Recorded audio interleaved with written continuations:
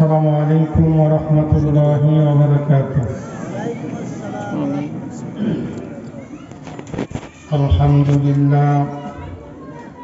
الحمد لله نحمده ونستعينه ونستغفره ونعوذ بالله من شرور أنفسنا من يهده الله فلا مضل له ومن يضلله فلا هادي له ونشهد أن لا إله إلا الله وأن محمدا عبده ورسوله أما بعد فأعوذ بالله من الشيطان الرجيم بسم الله الرحمن الرحيم إن الله وملائكته يصلون على النبي يا أيها الذين آمنوا صلوا عليه وسلموا تسليما اللهم صل على سيدنا ونبينا وشفيعنا وحبيبنا ومولانا محمد صلى الله عليه وعلى آله وأصحابه وبارك وسلم সকলে আওয়াজ করে মহব্বতে জবান খুলে বলবো আল্লাহুম্মা সাল্লি আলা সাইয়্যিদিনা ওয়া নাবিয়িনা ওয়া শাফি'িনা ওয়া হাবিবিনা ওয়া মাওলানা মুহাম্মদ সাল্লাল্লাহু আলাইহি ওয়া আলা আলিহি ওয়া আসহাবিহি ওয়া বারাকা ওয়া সাল্লাম اللهم صل على سيدنا ونبينا وشفيعنا وحبيبنا ومولانا محمد صلى الله عليه وعلى آله وأصحابه وبارك وسلم أعوذ بالله من الشيطان الرجيم بسم الله الرحمن الرحيم إن الذين آمنوا وعملوا الصالحات كانت لهم جنات الفردوس نزلا وقال النبي صلى الله عليه وسلم إذا أُذِيَ الميت في قبره جاء القرآن عند رأسه أو كما قال النبي صلى الله عليه وسلم لا إله إلا الله جل لا إله إلا الله لا إله إلا الله لا إلا الله لا إله إلا الله لا إله إلا الله لا إله إلا الله لا إله إلا الله لا إله إلا الله لا إله إلا الله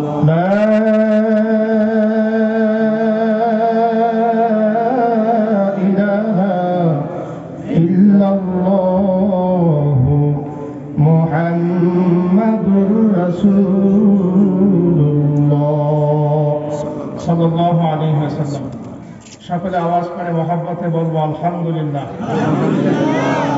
রব্বুল আলামিনের দরবারে হাজারো লক্ষ কোটি শুকরিয়া আদায় করতেছি যে রব্বে কারীম অত্যন্ত দয়া করে মায়া করে মহব্বত করে কবুল করছেন বিদায় 2 দিন ব্যাপী মাহফিলের দ্বিতীয় অধিবেশনে এশার নামাজ জামাতে আদায় করার পরে এই কোরআনের বাজারে তাফসীরুল কোরআন মাহফিলে যে আল্লাহ অত্যন্ত দয়া করে মায়া করে মহব্বত করে কবুল করছেন বিধায়ে আসার বসার দিনে কিছু কথা বলার শোনার তৌফিক দান করছেন সকলে কালিমাতুশ শুকর আদায় করে চিল্লায় বলবো আলহামদুলিল্লাহ নবীজি বলেন আলহামদুলিল্লাহি তামলাউল মিজান, যদি একবার জবানে কেউ আলহামদুলিল্লাহ বলে মিজানের পাল্লা নেকিতে ভরিয়া যায়। সুবহানাল্লাহ সুবহানাল্লাহ।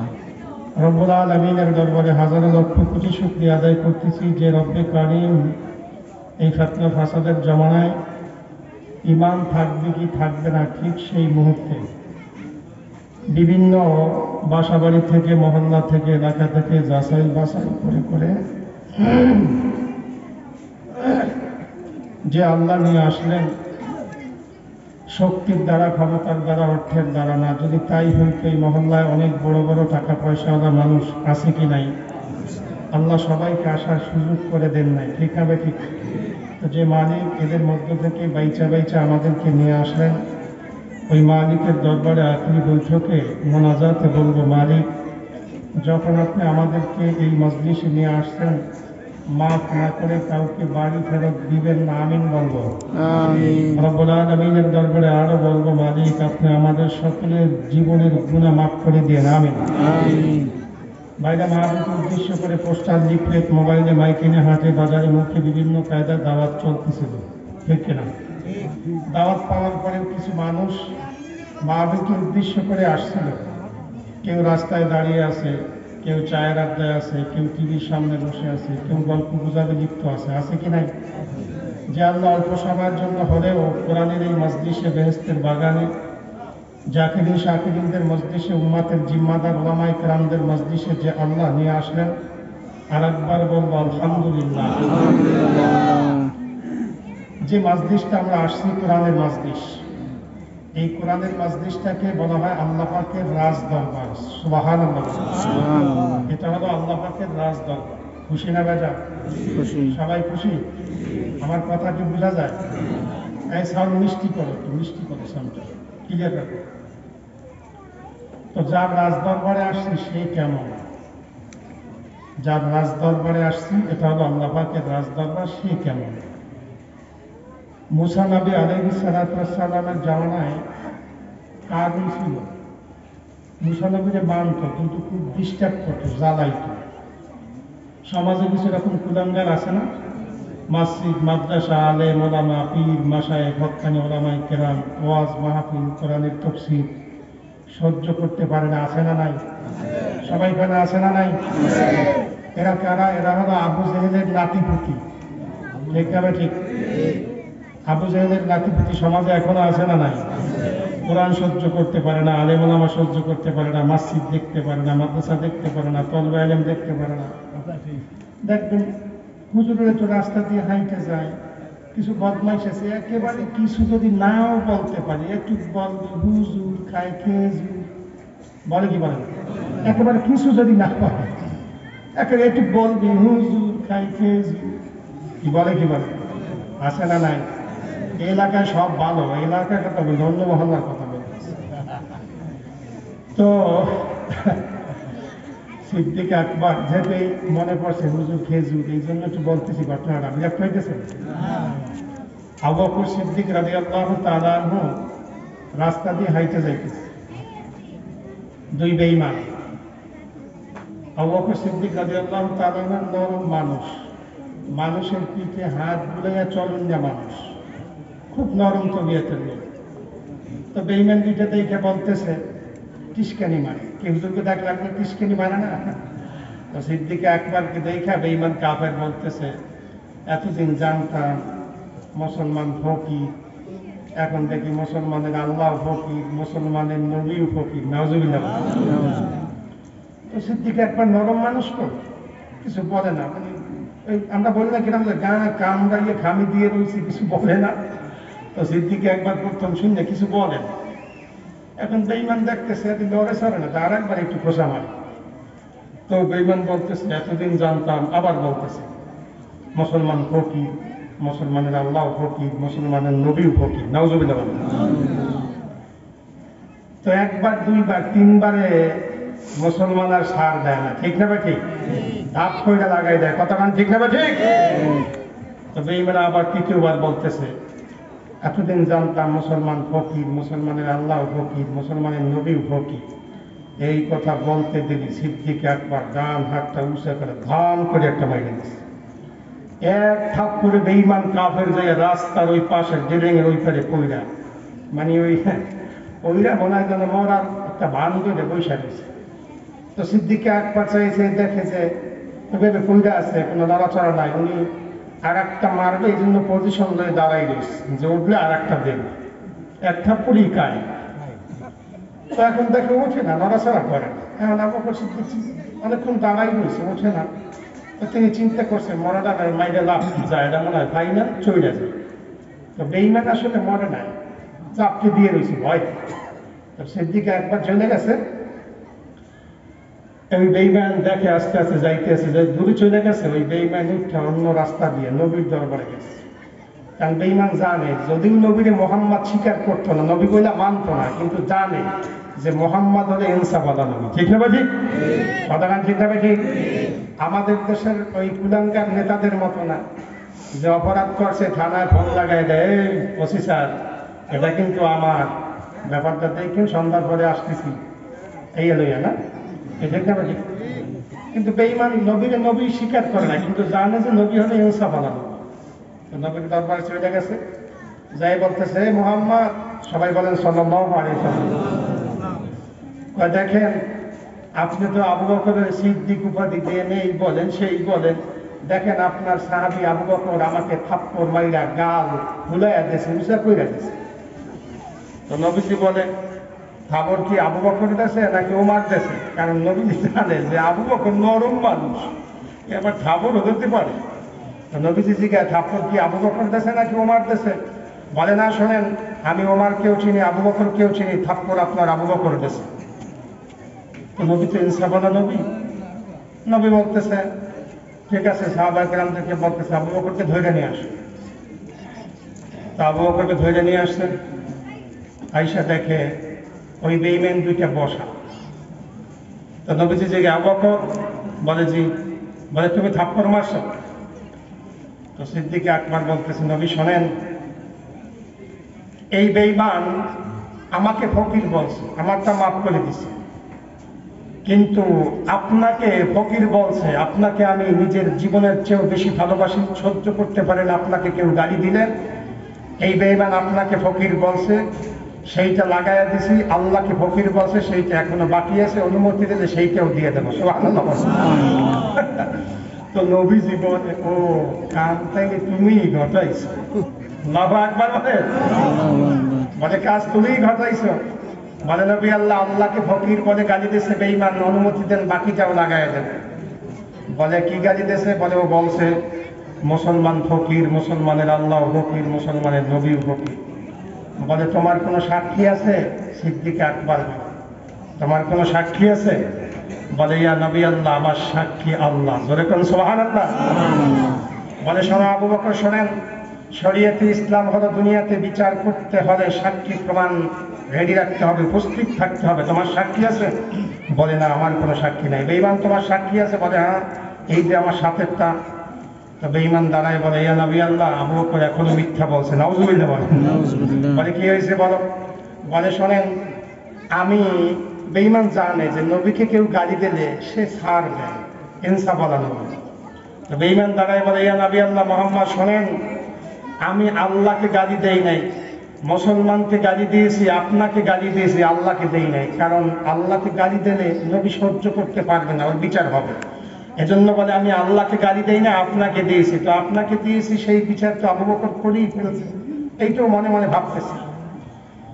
তো বলে আপনাকে গালি দিয়েছি, আল্লাহকে দেই নাই।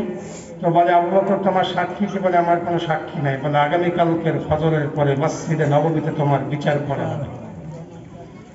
তো সিদ্দিক আকবর যখন শুনছে সাক্ষী প্রমাণ নেই, বিচার হবে মসজিদে নববীর মধ্যে, শত শত মানুষের মধ্যে বিচার করা হবে, সিদ্দিক আকবর বাড়ি চলে গেছে।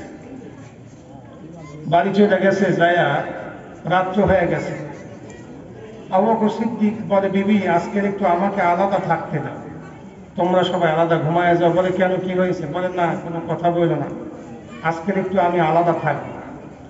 কারণ আবু বকর জানে ওয়াইদা সাআলাকা ইবাদি আন্নী ফাইন্নী করিব, বান্দা যদি বিপদে পড়ে মালিকের কাছে সাহায্য চায়, আল্লাহ বলে শোন ওয়াইদা সাআলাকা ইবাদি আন্নী ফাইন্নী করিব, আমি ওই বান্দাকে সাহায্য শুধু করি এটাই না, বরঞ্চ সাহায্যের জন্য ওই বান্দার পাশে গিয়ে দাঁড়ায় যায়। সুবহানাল্লাহ। সিদ্দিক আকবর বাড়ি গিয়ে যায় নামাজ বিছাইয়া নামাজে দাঁড়ায় গেছে, সারা রাত্র নামাজ। নবীজি বলছে আগামীকালকে সাক্ষী প্রমাণ নিয়ে মসজিদে নববীতে উপস্থিত থাকতে হবে। সারা রাত্র মালিকের সঙ্গে কান্না শুরু করে দিচ্ছে। আল্লাহ তাআলা কত দয়ার আল্লাহ, তো কান্নাকাটি করে কোনো রেজাল্ট নেই। ফজরের নামাজে যিনি বরাবর নামাজ পড়েন নবীর বরাবর পিছনে, আজকের আবু বকর মসজিদে নববীতে দেরিতে গেছে, নামাজে রক্ত হয়ে গেছে, সবাই নামাজে দাঁড়ায় গেছে, সাহাবায়ে কেরাম এদিক সেদিক তাকায়, ব্যাপার কি? আবু বকর সিদ্দিককে দেখা যায় না, কি হলো? তো নামাজ শেষ করে সাহাবীরা তাকায় দেখে তৃতীয় কাতারে ওই কর্নারে আবু বকর দাঁড়ায় গেছে। নামাজ শেষ করে নবীজি মেহরাবের উপরে উঠে বসলেন, ডাকতেছে আবু বকর কোথায়? আবু বকর কান্না করতে করতে আইসা নবীর কাছে দাঁড়ায় গেছে। বলে তোমার সাক্ষী প্রমাণ কই? নিয়ে আসছে। বলে ইয়া নবী আল্লাহ, দুনিয়াতে আমার কোনো সাক্ষী নেই, আমার আল্লাহ সাক্ষী ছাড়া আর কেউ নেই। তো নবীজি বলে হবে না, তোমার এখন বিচার করা হবে। আল্লাহু আকবার বলে, বিচার হবে। আল্লাহ কত দয়ার আল্লাহ, ওই মালিক আমরা চিনি না। তো নবীজির ডান পাশে কাতের যিনি বিচার লিখবেন, ফয়সালা লিখবেন, উনি বসা। নবী আলাইহিস সালাতু ওয়াস সালাম ফয়সালা দিবেন, রায় দিবেন তো আঙ্গুল ইশারা করে কাতেব ওহিকে, যিনি বিচার লিখবেন, আঙ্গুলটা ইশারা করে এভাবে ফয়সালা দিবেন। ঠিক এই মুহূর্তে কে যেন পিছন থেকে আইসা নবীর আঙ্গুল মোবারকটা চেপে ধরছে। জোরে কোন সুবহানাল্লাহ। পয়গম্বরের আঙ্গুল চেপে ধরার সাহস কে পাইতে পারে? নবীজি পিছনের দিকে তাকায় দেখেন সে তো আর কেউ না, সে হলেন জিবরিল আমিন। আঙ্গুলটা চেপে ধরছে। জোরে কোন সুবহানাল্লাহ। পয়গম্বরকে জিবরিল ডাক দিয়ে বলে আল্লাহর নবী শোনেন, আপনার যা মন চায় আবু বকরের বিচার করিয়েন, তবে রব্বে কারিম মালিক আল্লাহ আমাকে পাঠায় দিয়েছে। আল্লাহ আয়াত নাজিল করে জানায় দিয়েছে, আয়াতটা একটু আমি জিবরিল আপনাকে শোনায় দেই। জোরে কোন সুবহানাল্লাহ। পয়গম্বর বলে ভাই জিবরিল কি আয়াত আল্লাহ নাজিল করেছে বলো। জিবরিল বলে নবী শোনেন, আল্লাহ জানায় দিয়েছে লাকাদ সামিআ আল্লাহু কওলাল্লাযীনা ক্বালু ইন্নাল্লাহা ফাতিরু ওয়া নাহনু আগনিয়া। জোরে কোন সুবহানাল্লাহ। জিবরিল বলে আল্লাহর নবী শোনেন, আবু বকর সত্য বলছে, দুনিয়ার কেউ শোনে নাই। বেঈমানরা আল্লাহকে গালি দিয়েছে, নবীকে গালি দিয়েছে, মুসলমানকেও গালি দিয়েছে। আল্লাহ তাআলা আয়াতের মাধ্যমে জানায় দিয়েছে আবু বকর সত্য বলেছে, বেঈমান গালি দিয়েছে, দুনিয়ার কেউ শোনে নাই। রব্বুল আলামিন তার কুদরতি কানে শোনার পরে আবু বকর যে সত্য বলছে আয়াত নাজিলের মাধ্যমে আমার মাওলা জানায় দিয়েছে। সুবহানাল্লাহ। নবী কান্না শুরু করে দিয়েছে, চোখের পানি ফেলে কান্না করে আর বলে ও আবু বকর, এমন কোন আমল করেছো যে আমল করার কারণে আমার মাওলা আয়াত নাজিলের মাধ্যমে তোমাকে জানায় দিয়েছে সত্য বলছো, কি আমল করো? সিদ্দিক আকবর বলে আল্লাহর নবী আমলের আমার ফিরিস্তি তেমন নাই।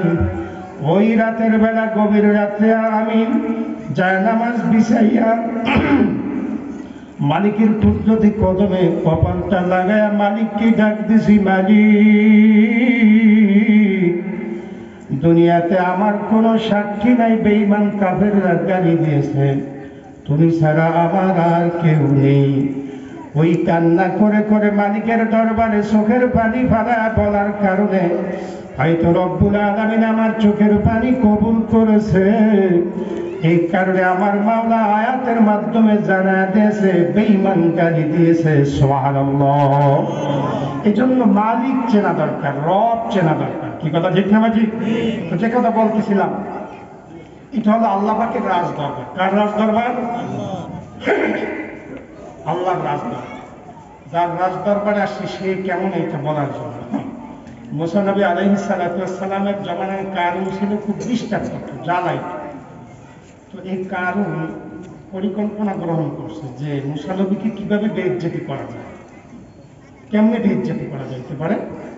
তো উনি পরিকল্পনা করে এক পতিতা নারী, দেহ ব্যবসায়ী, নাউজুবিল্লাহ বলেন, ওনাকে খবর দিচ্ছে, দিয়ে বলতেছে, শোন, তোরে 1 বস্তা টাকা দিলাম, আরো 1 বস্তা টাকা দেব, তোর কাজ হলে এই, যখন মুসা নবী আলাইহিস সালাতু ওয়াস সালাম বয়ান করবেন বনী ইসরাইলের সামনে, ওইখানে গিয়ে শুধু তুমি এই কথাটুকু বলবা যে এই বনী ইসরাইল লোকেরা শোনেন, এই মুসা নবী যে লম্বা লম্বা বড় বড় কথা বলে, সেই গত রাত্রে আমার কাছে গেছিল, নাউজুবিল্লাহ, এই কথাটা কারণ শিখে আসতেছে ওই পতিতা নারীকে।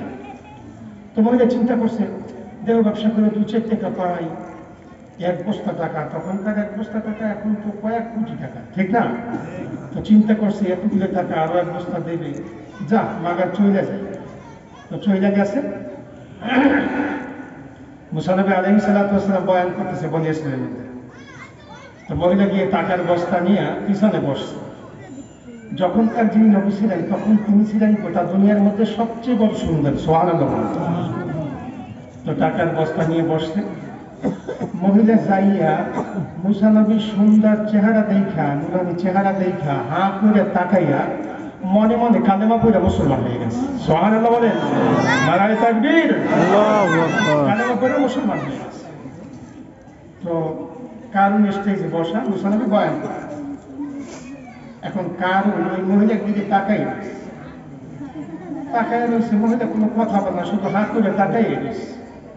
এখন কারুন স্টেজে বসে এরকম করে, এদিক তাকার সময় মহিলার দিকে তাকাই আর দিক ছেড়ে দেবেন, এই করো না, দাঁড়াও, বলো না, কিন্তু এইটাতে কাজ করে না, কেনাকা জোরে বলে।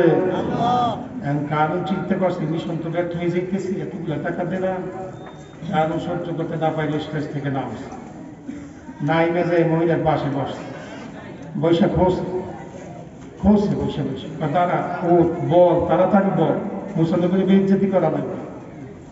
মহিলা দাঁড়াই বলতেছে, এ বনী ইসরাইল লোকেরা শোনেন, আমি দাঁড়াইতে চাই নাই, কারণ আমাদের ঘুষছে দাঁড়া করছে।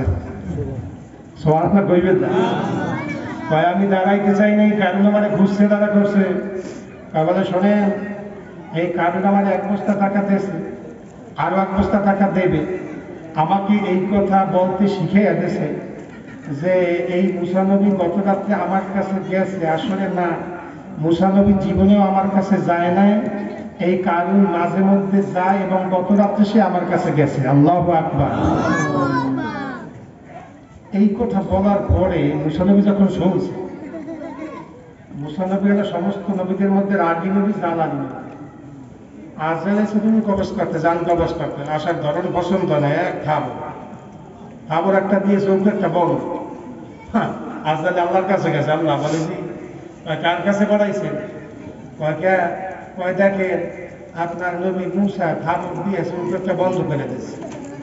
আল্লাহ বলে, ফারাদ্দাল্লাহু ইলাইহি বাসারাহু, যা, তোর চোখ ভালো করে দিলাম, তবে সব আমার মুসা তো রাগী নবী, জ্বালানি নবী, এর কাছে যাবে আদবের সাথে। সুবহানাল্লাহ বলে।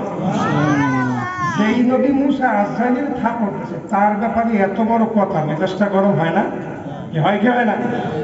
মুসা নবী রাগ হইয়া রাগের ঠাড়ায় ডাক দিয়েছে, মাটি, বলে, জি হযরত। কয়, কারুনের ধর। আল্লাহু আকবার। যেই বলছে কারুনের ধর, মাটি থরথরে কাঁপতে শুরু করছে, মাটি কাঁপে, থরথরে কাঁপে, মাটি কাঁপে। আর নবী মুসা ডাক দিয়ে বলে, ফাহুয়া ইয়াতাজালজালু ফিহা ইলা ইয়াউমিল কিয়ামাহ, মাটি কিয়ামত পর্যন্ত ডাবতেই থাকবে, কাঁপতেই থাকবে, এই কারণে নিচের দিকে নিতেই থাকবে, ডাবতেই থাকবে, কাঁপতেই থাকবে, আর নিচের দিকে নিতেই থাকবে। আল্লাহু আকবার। তো কারণ তো ভয় পেয়ে গেছে, ডাবতে ডাবতে এই পর্যন্ত চলে গেছে নিচে। এখন মুসা নবী বলে, ও মুসা নবী, মাফ করে দেন, বুঝি নাই, আমার ভুল হয়েছে, আর করব। মুসা নবী কার তাকে না শোন, সেই শুধু ফাহুয়া ইয়াতাজালজালু ফিহা ইলা ইয়াউমিল কিয়ামাহ, এমন পর্যন্ত কাঁপতেই থাকবি, ডাবতেই থাকবি, আর নিচের দিকে নিতেই থাকবি। তো আল্লাহ ডাক দিয়েছে, ও মুসা, বলে, জি মালিক। বলে তুমি তো বড় রাগী। বলে মালিক কেন? এই কারণ আজীবন আমার সাথে নাফরমানি, আমার সাথে বেয়াদবি করবে, আমার বিরোধিতা করবে, আমার কত মানে দুষ্টুমি করলো। এই কারণ তোমার কাছে এতবার মাপ চাইলো, তোমার একটু দয়া হয় না? আর আমার সাথে এত নাফরমানি করার পরেও এই কারণ যদি আমাকে একবার আল্লাহ বললে ডাক দিত, আমি আল্লাহ আমার জীবনে সব গুনাহ মাফ করে দিত। সুবহানাল্লাহ। সেই আল্লাহ রাজদরবারে আসছে, খুশি না বাজা? এমন এক রব পাইছেন যে রবের বয়ান করে দিন রাত শেষ হয়ে গেলেও শেষ হবে না। ঠিক না বাজি? নবীর দরবারে এক বুড়ো আসছে, বেদুইন। নবীর জামানায় গ্রাম থেকে যারা আসতো তাদেরকে বেদুইন বলা হয়। আপনারা কি বিরক্ত হয়ে গেছেন? কষ্ট হয়? গ্রাম থেকে এক বুড়ো আসছে, এসে বলে, এ মোহাম্মদ, বলে জি তোমার উপরে যে গীত নাজিল হয় না, গীত, ওই গীত একটু আমার শোনায়।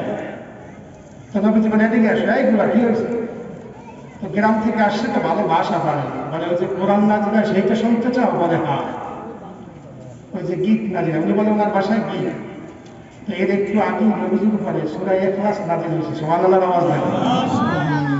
তো নবীজি সাল্লাল্লাহু আলাইহি ওয়াসাল্লাম আউযু বিল্লাহি বিসমিল্লাহ কইরা সূরা ইখলাস শুনায়। তো নবীর তিলাওয়াতে নূরের বয়ান আমি আর কি করবো, আমার কাছে কি আছে যোগ্যতা?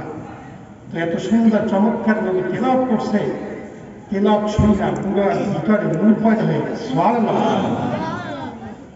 তা আসলে আমরা বর্তমানে ওয়াজ নসিহত করি, বয়ান করি, তেমন ফায়দা নাই। কেন ফায়দা নাই?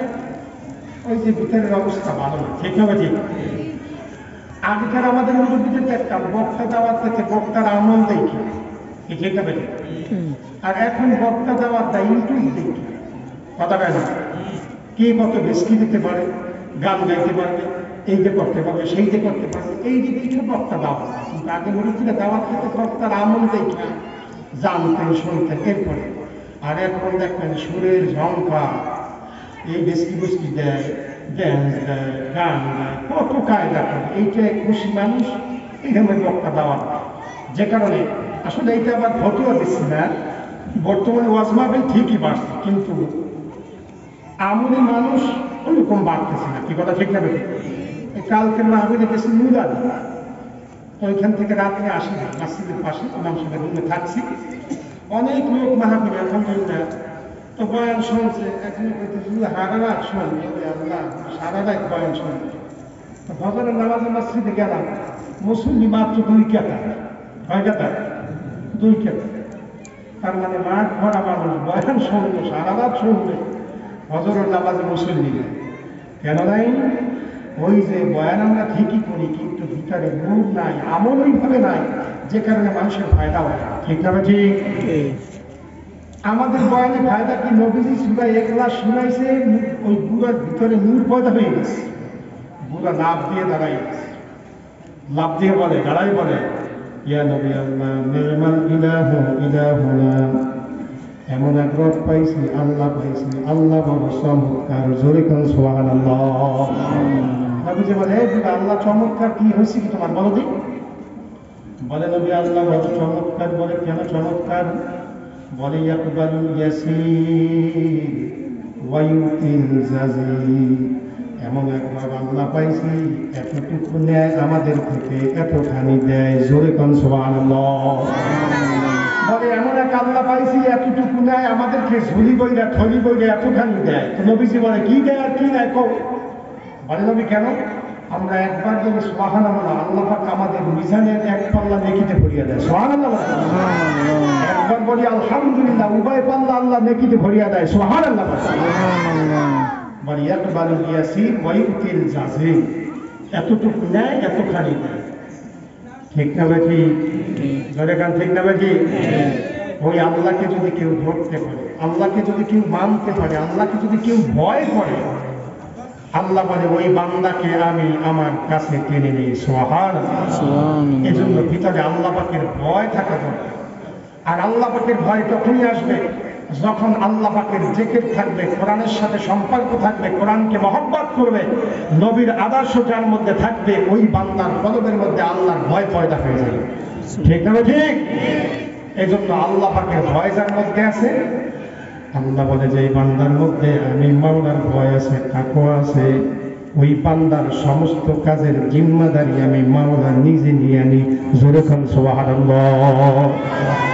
তাফসীরে কাযিমে আলাউদ্দিন আলী ইবনে মুহাম্মদ রাহমাতুল্লাহি আলাইহি লেখেন, যেই বান্দা আমার মালিকের জন্য হয়ে যায়,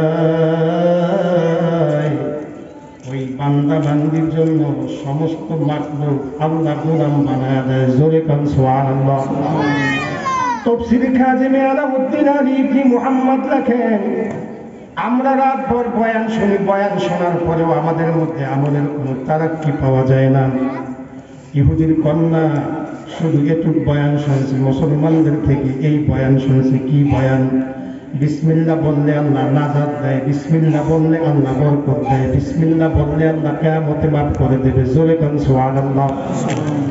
ইহুদির কন্যা শুধু এই বয়ান শুনে গোপনে কালেমা পড়ে ইসলাম কবুল করে মুসলমান হয়ে গেছেন। ইহুদি বাবা হলেন রাজ দরবারের একজন উজির।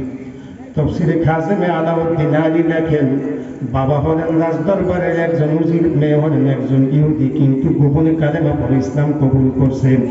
শুধু এটুক শুনছে, বিসমিল্লাহ পড়লে আল্লাহ জান্নাত দেবে। জোরে কান সুবহানাল্লাহ। বাবা হলেন রাজ দরবারের উজির। রাজ দরবারের নিয়ম ছিল, আগেকার জমানায় রাজা বাদশা যারা ছিলেন তাদের হাতে আংটি থাকতো, যারা প্রজা তাদের হাতে আংটি থাকতো না। রাজার আংটি ওই প্রজাদের উজিরের কাছে জমা থাকতো। ওই উজির ইহুদি বাবা যখন রাজ দরবার থেকে কাজ করে বাড়ি চলে আসতেন, ওই মেয়েটা যখন বাবার কাছে দৌড়াই যাইতেন, তাফসীরে কাযিমে লেখে বাবার কোনো কাজ যখন আগায় দিতেন, মেয়েটা একদম চুপ, এখানে কেউ নাই, শিষ্য কেউ আছে, একদম চুপচাপ, ঠিক আছে? আর কথা বলবো না, একদম পিঞ্জর সাইডে সবাই কথা বলবো।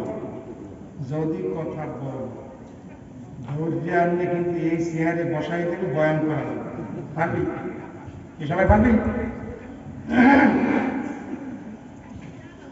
উজির ইহুদি যখন রাজ দরবার থেকে চলে আসলো, মেয়েটা দৌড়ায় বাবার কোনো কাজ আগায় দিতে গেলে বলতো বিসমিল্লাহ, বারবার বলতো বিসমিল্লাহ। হাতের থেকে বাবার কোনো কাজ নিলেও বলতো বিসমিল্লাহ, বাবাকে খাবার দিলেও বলতো বিসমিল্লাহ। বাবা হলেন ইহুদি, মাথা গরম হয়ে গেছে, ডাক দিয়ে বলে, মানে শোন, আমরা ইহুদি ধর্ম পালন করি, তুমি বারবার বিসমিল্লাহ বলো, এটা আমাদের ধর্মের কোনো সিলেবাস না, এটা আমাদের ধর্মের কোনো বিশেষত্ব না। তোমাকে বারণ করলাম আর কোনোদিন তুমি বিসমিল্লাহ বলবে না। কেন বলো? মেয়েটা মুসলমান হয়েছে গোপনে, বাবার কাছে বলে না। মেয়ে ডাক দিয়ে বলে, বাবা শোনেন, এই বিসমিল্লাহ বললে যেন আমার কেমন জানি ভালো লাগে। জোরে কান সুবহানাল্লাহ। বলে, মানে শোন, তাফসীরে কাযিমে আলাউদ্দিন আলী লেখে, ও মা শোন। ইহুদি ডাক দিয়ে বলে, মা আমরা একজন ইহুদি, তুমি একজন ইহুদি, আমার একমাত্র কন্যা, তুমি আদরের মেয়ে, এটা আমাদের কোনো সিলেবাস না, এটা মুসলমানদের, আর কখনো বিসমিল্লাহ বলবা না। কিন্তু বাবা বারবার বারণ করার পরেও মেয়েটা বিসমিল্লাহ থেকে ফিরাইতে পারে না। জোরে কান সুবহানাল্লাহ।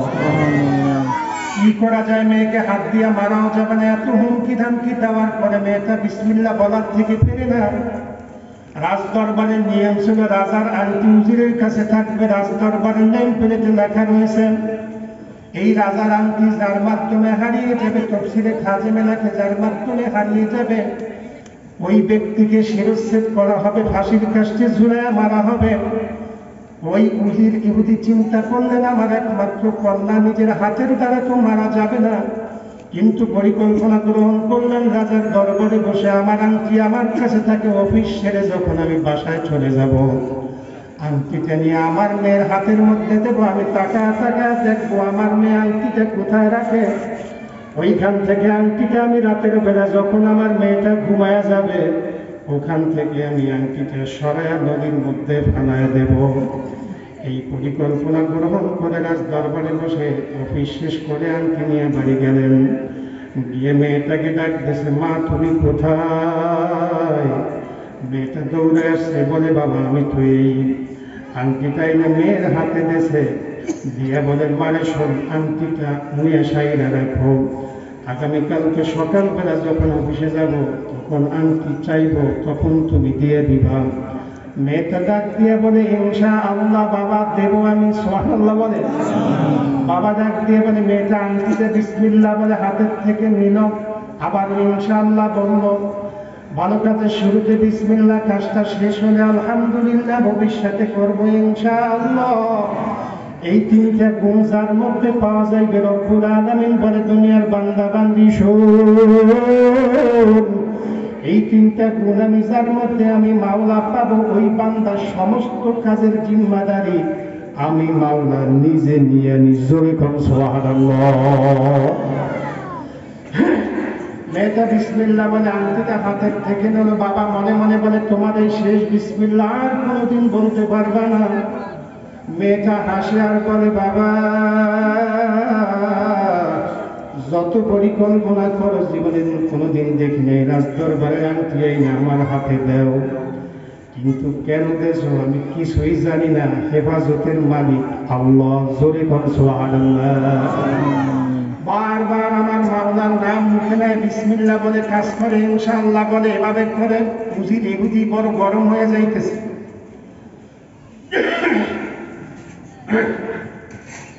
রাত হয়ে গেছে, সবাই ঘুমায় গেছে। বাবা ঘুমের ভান করে চক্ষু বন্ধ করে বিছানায় শুয়ে গেছে। মেয়েটা কখন ঘুমাইবে? আগের পূর্ব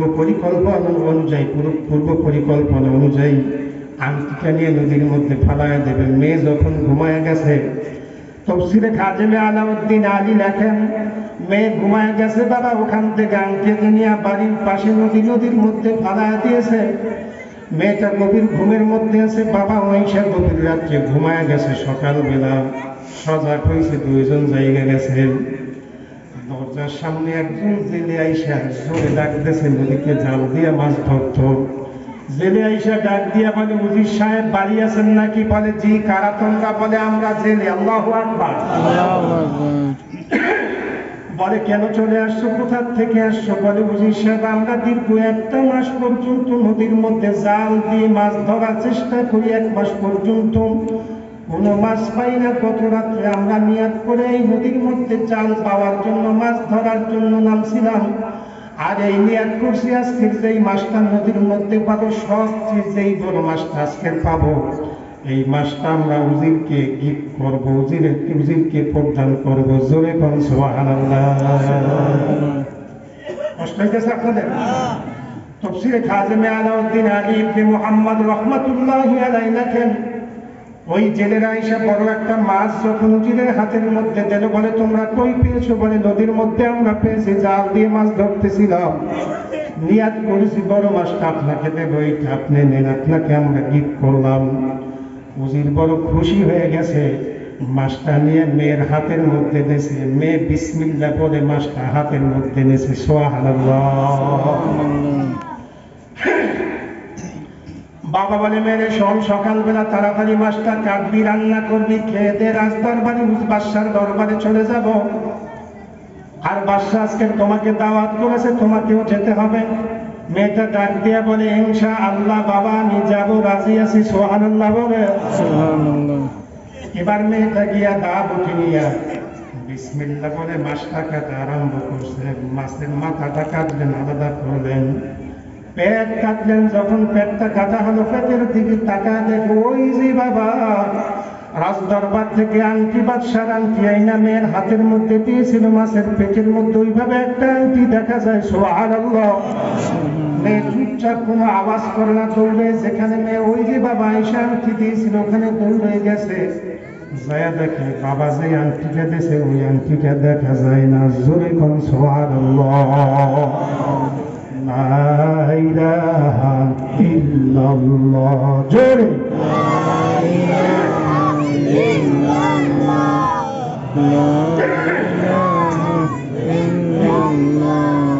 লা ইলাহা ইল্লাল্লাহ। লা ইলাহা ইল্লাল্লাহ।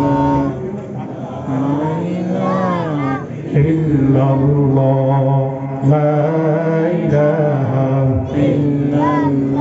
লা ইলাহা ইল্লাল্লাহ।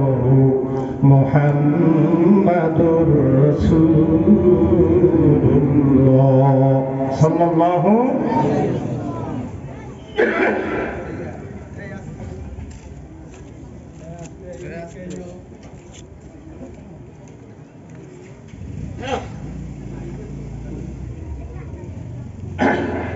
মেয়ে দৌড়াই দেখে ওই আংটি ওখানে নাই, আবার দৌড়ে আসে মাছের পেটের মধ্যে যে আংটিকে পেলেন আংটি নিয়ে ওখানে বিসমিল্লাহ বলে আংটিকে রাখলেন, বাবা দেখেন নাই।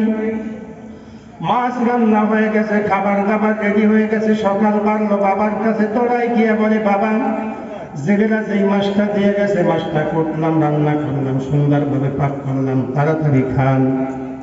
খাবার দাবার কমপ্লিট। মেয়েকে বলে, তোমাকেও যেতে হবে, কারণ বাবা তো জানে আংটি আর দিতে পারবে না, ঠিক না বেজি? দুজন রওনা হয়ে যাইবে, বাবা ডাক দিয়ে বলে, মারে শোন, গতকালকের যে বাদশার দরবার থেকে একটা আংটি, এই না বাদশার আংটি তোমার কাছে দিয়েছিলাম, আংটিটা দাও।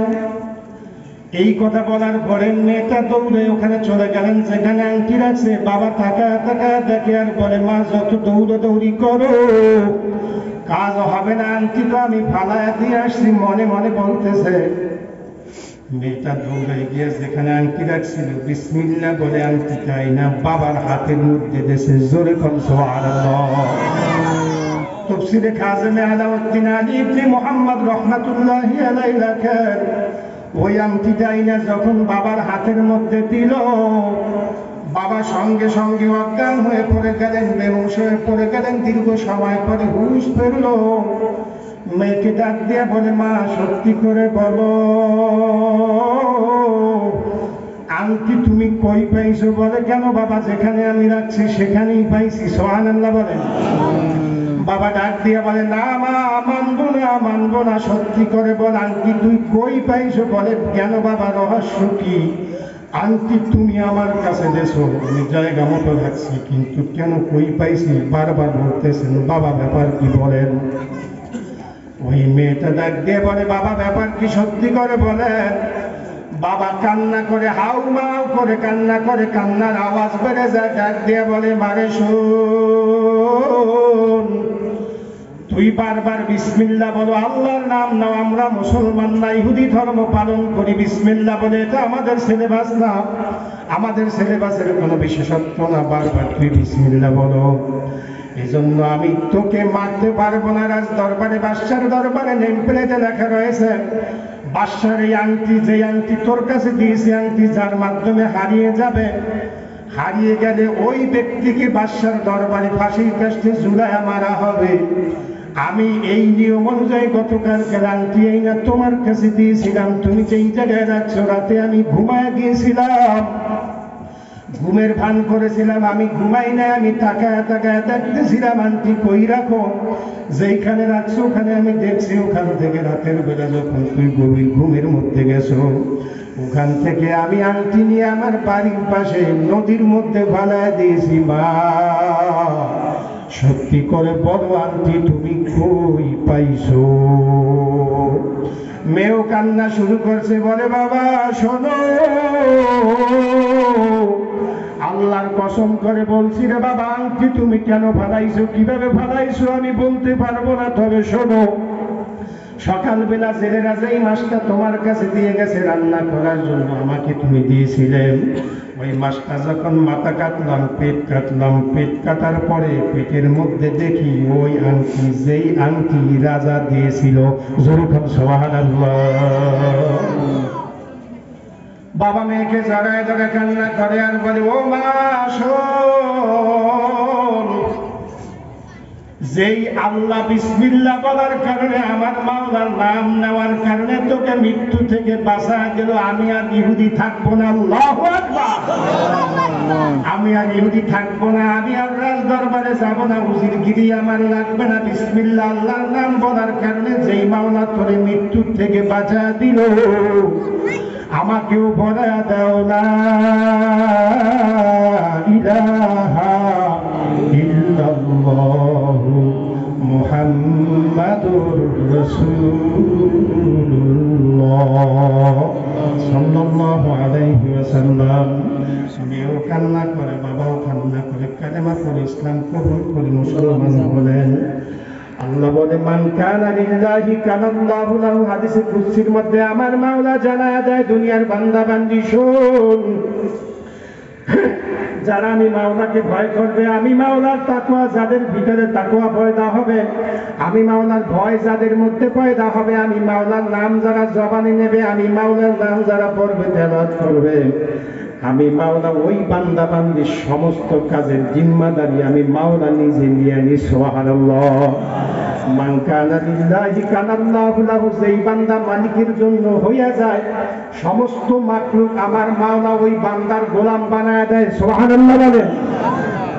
এজন্য বলছি যুবক ভাই, লম্বা চূড়া আলোচনা আমি করবো না, অল্পের মধ্যেই ছেড়ে দিব। ওই মালিক ছিল, মালিকের হুকুম মানো, মালিককে ভয় করো, গুনার কাজ ছাড়ো। এই কপাল না, যেই কপালে আমার মালিকের কুদরতি কদমটা লাগে না, ঠিক কিনা আওয়াজ করে বলেন। এই জিহ্বা না, যেই জিহ্বার মধ্যে আমার মাওলার জিকির নাই। এই দেমাগ না, যেই দেমাগে আমার মালিককে নিয়ে ভাবে না। এই কলব না, যেই কলবের মধ্যে আমার মাওলার মহব্বত, নবীর মহব্বত জায়গা পায় না, ঠিক না বেঠি? এজন্য বলছি রে বাবা, শাহ আব্দুল আজিজ মুহাদ্দিস দেহলভী রাহমাতুল্লাহি আলাইহি, তিনি হলেন দেওবন্দ মাদ্রাসার প্রথম জমানার ছাত্র। সুবহানাল্লাহ, আল্লাহু আকবার। আব্দুল আজিজ দেহলভী কি একটু বলি, এরপরে ঘটনাটা শুনাইতেছি। আপনারা কি বিরক্ত হইতেছেন নাকি? আব্দুল আজিজ দেহলভী রাহমাতুল্লাহি আলাইহি, যেমন আমরা এই যে মাহফিল করতেছি, একটু মানুষের কাছে সাহায্যের জন্য গেছি দেখবেন অনেকে 10 টাকা দেয়, 5 টাকা দেয়, কিন্তু এমন আঘাত দিয়ে কথা বলে যে মানুষ আর যাইতেই চায় না। এরকম আছে না নাই? শাহ আব্দুল আজিজ মুহাদ্দিস দেহলভী রাহমাতুল্লাহি আলাইহি এক খ্রিস্টান বলতেছে, হুজুর আপনাদের অবস্থা কি? মসজিদ করেন, খয়রাত করেন, মাদ্রাসা করেন, খয়রাত করেন, কোরআনের বাজার মিলান, তাফসীর করেন, খয়রাত করেন, আপনারা দুর্বল, আপনাদের কোরআন দুর্বল, আপনারা দুর্বল। নাউজুবিল্লাহ বলেন। যেই বলছে আপনাদের কোরআন দুর্বল, শাহ আব্দুল আজিজ মুহাদ্দিস দেহলভী রাহমাতুল্লাহি আলাইহি, কি বললি তুই?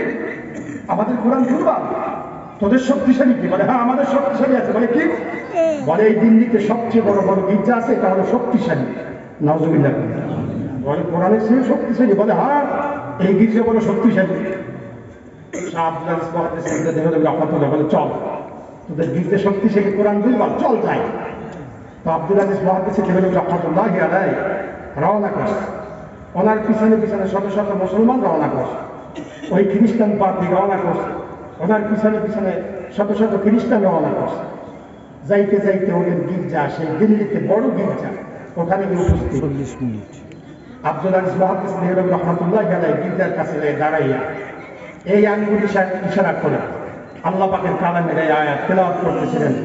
লাউ আনজালনা হাযাল কুরআনা আলা জাবালিন লারাআইতাহু খাশিআন মুতাসাদ্দিআন মিন খাশিয়াতিল্লাহ। আল্লাহু আকবার বলে। এই বলছে খাশিয়াতিল্লাহ, একটু বলছে আয়াতের অর্ধেক, ওদের গির্জা থরথরাই কাঁপতে শুরু করছে। সুবহানাল্লাহ কইবেন না? অনেকে জোরে সুবহানাল্লাহ কয় না, কারণ জোরে কইলে কিনা আবার কবুল হয়ে যায়, এই জন্য জোরে কয় না। জোরে গান সুবহানাল্লাহ, নারায়ে তাকবীর। জোরে স্লোগান দেন, এখন আর স্বর্গে চান না, যে স্লোগান দিয়ে বাসায় ঘুমতে পারবেন না, কিনছি দিয়ে শুনে হলাম না। আছে আছে নারায়ে তাকবীর, কোরআন হাদিসের আলো। স্লোগানে দেওয়া কয় মানে মেডিকেল যে কেবল নাম খাতে যাইছে, এটা মানে ভাব। জোরে গান নারায়ে তাকবীর, কোরআন হাদিসের আলো। আল্লাহ কবুল করুক, আমিন। যেই আয়াতের এই অর্ধেক পড়ছে, ওদের গির্জা থরথরায় কাঁপতে শুরু করছে, কাঁপে থরথরায় কাঁপে। তো খ্রিস্টানরা দেখে সিরিয়াসলি শুরু করছে ব্যাপার। কি পড়লো না পড়লো বললাম, এর মধ্যে আমাদের গির্জা কাঁপতে শুরু করছে।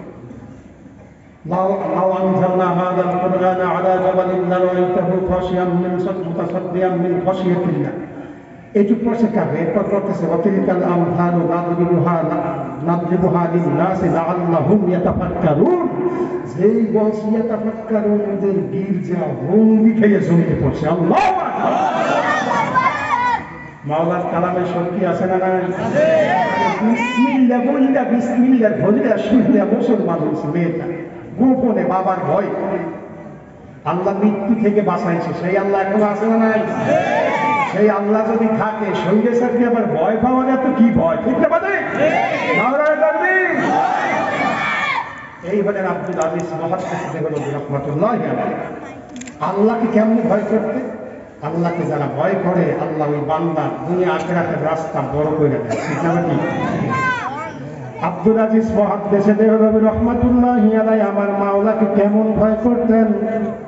দেওবান মাদ্রাসায় পড়াশোনা করতেন, মানুষের বাড়ি লজিং খাইতেন, লজিং খাইয়া আসে যে পড়াশোনা করতেন, ছুটি হইতো খানা খাইতে লজিং বাড়ি যাইতেন। একদিন খানা খাইয়া আসতেছিলেন, ছাত্র মানুষ, যুবক, বড় সুন্দর চেহারার অধিকারী আল্লাহ বানাইছে।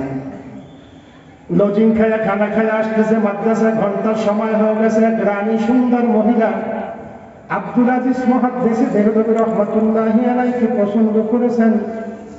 বাড়ির কর্মচারী কাজের লোকটাকে পাঠায় দিয়েছে, যা ওই ছেলেটাকে ধইরা নিয়ে আসো। ধইরা নিয়ে আসে রুমের মধ্যে তালা লাগাইয়া দিয়েছে। ওই রানী সুন্দর মহিলা আব্দুল আজিজ মুহাদ্দিস দেহলভীর সাথে জিনা করবে, গুনাহ করবে, নাউজুবিল্লাহ। আব্দুল আজিজ মুহাদ্দিস দেহলভী রাহমাতুল্লাহ আলাইহি তালা লাগাইয়া দিয়েছে, শরীরে কম্পন শুরু হয়ে গেছে। ওই মহিলা এখন জিনা করবে, গুনাহ করবে, বিভিন্ন কায়দায় প্রস্তাবনা পাঠায় দিতেছে কেমনে গুনাহ থেকে বাঁচা যায়। নাদিরুন কাইফা তা'মালুন। আব্দুল আজিজ জানে আমার মাওলা সব সময় বান্দার দিকে তাকায় থাকে, সুবহানাল্লাহ। এমনি গুনাহ থেকে বাঁচবে, আমার মালিককে কেমন ভয় করলো। ওই রুমের মধ্যে টয়লেট বাথরুম ছিল, ওখান থেকে পায়খানা উঠাইয়া আব্দুল আজিজ দেহলভী রাহমাতুল্লাহ আলাইহি সমস্ত শরীরে মাখা শুরু করছে, সুবহানাল্লাহর আওয়াজ দেন। আমার মালিককে কেমন ভয় করছে, সমস্ত শরীরের মধ্যে পায়খানা মাইখা দিছে। এই কারণে পায়খানা মাখছে। সুন্দর রমণী নারী, বড়লোক, বড় টাকাওয়ালা, পয়সাওয়ালা, রুমের মধ্যে ঢুইকা যদি আমার শরীরের মধ্যে পায়খানা দেখে, গন্ধ পায়, হয়তো মহিলা আমার সাথে কথা বলবে না, আর গুনাহ হবে না। আমি গুনাহ থেকে বাঁচতে পারবো, আল্লাহর আদালতে দাঁড়াইতে পারবো। আমার মাওলা আমাকে আল্লাহর আদালতে যদি প্রশ্ন করে কেন গুনাহ করছিলাম, আমি কি জবাব দেব? এই ভয়তে আব্দুল আজিজ দেহলভী রাহমাতুল্লাহ আলাইহি সমস্ত শরীরের মধ্যে পায়খানা মাখছে, লাগায় দিয়েছে। নারী রমণী মহিলা যখন রুমের মধ্যে ঢুইকা তালা খুইলা ঢুকলেন, দেখে আব্দুল আজিজের সমস্ত শরীরের মধ্যে পায়খানা মাখা দুর্গন্ধ। জোরে কোন সুবহানাল্লাহ। রমণী কর্মচারীকে ডাকতেছে, এই পাগলটাকে ধরে নিয়ে আসো। কেন? এটা পাগল, এখান থেকে বের করে দাও। আল্লাহু আকবার। মান কানা লিল্লাহি কানাল্লাহু লাহু। যেই বান্দা আমার মালিকের জন্য হয়ে যায়, ওই বান্দার জন্য আমার মাওলা হয়ে যায়, ঠিক কি না? এবার রমণী ডাক দিয়া বলে, কর্মচারী, কাজের লোক, শোনো, এইটা তো পাগল। এই পাগল ঘর থেকে বের করে দে। সারা শরীরের মধ্যে পায়খানা মাখছে, এটা কোনো মানুষ হইতে পারে না। এইটাকে তাড়াতাড়ি বাসার থেকে বের করো। আব্দুল আজিজ রাহমাতুল্লাহ আলাইহি শাহ আব্দুল আজিজ মুহাদ্দিস দেহলভী ঘর থেকে বের করে দিয়েছেন। ঘর থেকে বের করে দিয়ে মালিকের শুকর আদায় করে আর কান্দে বলে, আলহামদুলিল্লাহ। ও মাওলা, পায়খানা গায়ে মাখছে, এটা আমার কোনো দুঃখ না, তারপরেও আমি তোমার দরবারে শুকরিয়া আদায় করি, আমাকে তুমি গুনাহ থেকে বাঁচাইছো, সুবহানাল্লাহ বলেন। মাদ্রাসার ঘন্টার সময় হয়ে গেছে, দৌড়ায় দেওবান মাদ্রাসার দিকে দৌড়ায়। সমস্ত শরীরের মধ্যে পায়খানা, কি করবে, কই ধুইবেন?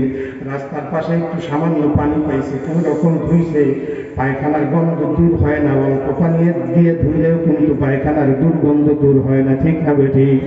কোন রকম পরিষ্কার করে দৌড়াইতে দৌড়াইতে ক্লাসে চলে গেছে। দেওবন্দের প্রথম ছাত্র, ক্লাসে ওস্তাদ হাদিসের 10 দিতেছে, বুখারী পড়াইতেছে, ছাত্ররা সবাই পড়তেছে, ওনার একটু আসতে দেরি হয়ে গেছে। আব্দুল আজিজ মুহাদ্দিস দেহলভী রাহমাতুল্লাহ আলাইহি যখন ক্লাসের মধ্যে ঢুকছে, ঢোকার সঙ্গে সঙ্গে ওস্তাদ ডাক দিয়ে বলে, ছাত্ররা পড়া একটু বন্ধ করো। বন্ধ করলাম, সবাই বন্ধ করছে। ওস্তাদ জানবার যায়, ছাত্ররা বলো, সত্যি করে বলো, আজকের এই সুঘেরান কে লাগাইছো? আল্লাহু আকবার। এত সুন্দর সুঘেরান এটা দুনিয়ার কোন দোকানে আমি পাই নাই। কে লাগাইছো? আতর কে দিয়ে আসছো? সত্যি করে বলো। এবার একজন আর একজনের দিকে ছাত্ররা তাকায়, বলে, ওস্তাদ যে আমরা কোনো আতর লাগাই নাই, আজকের আমরা কোনো সুগন্ধি দিয়ে ক্লাসে আসি নাই। ওস্তাদ বলে না সত্যি করে বলো কে লাগাইছো? দুনিয়ার কোনো দোকান থেকে আতরের গন্ধ জীবনে আমি পাই নাই, এত সুন্দর সুঘ্রাণ। ছাত্ররা বলে ওস্তাদ আমরাও তো পাইতেছি। সুবহানাল্লাহ। পিছন থেকে একটা ছাত্র দাঁড়ায় গেছে, দাঁড়ায় বলে ওস্তাদ শোনেন, আমাদের বড় ভাই আব্দুল আজিজ আজকের ক্লাসে দেরি করে আসে, আমার কাছে বসছে। আল্লাহর কসম, আল্লাহর কসম। ওই ছাত্র বলে আল্লাহর কসম করে বলছে ওস্তাদ জি, এই আমার বড় ভাই আব্দুল আজিজের শরীর থেকে সুঘ্রাণ পাওয়া যায়।